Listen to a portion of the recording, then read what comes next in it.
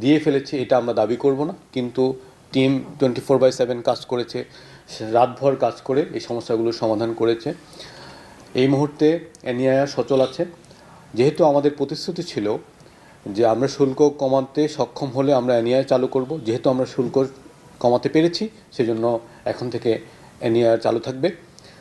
পাশাপাশি আমাদের যারা ক্ষুদ্র ব্যবসায়ী আছেন, আপনারা জানেন যে তারা শুধুমাত্র বিদেশ থেকে আনা ফোনই বিক্রয় করেন না, দেশে উৎপাদিত যে ফোনগুলো আছে সেগুলো তারাও বিক্রি করেন, বৈধভাবে আমদানি করা যে ফোনগুলো আছে সেগুলোও তারা বিক্রি করেন। সুতরাং তাদের দোকানপাট সিন্ডিকেটের মাধ্যমে ধমক দিয়ে বন্ধ রেখে তাদের রুটি রুজির উপরে যেই ব্যাঘাত ঘটানো হচ্ছে, আমরা এটারও নিন্দা জানাই।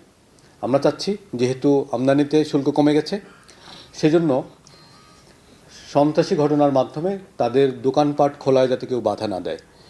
এবং আমরা আশ্বস্ত করেছি, বিটিআরসি একাধিকবার আমাদের গণমাধ্যমের কর্মীদের মাধ্যমে জানিয়ে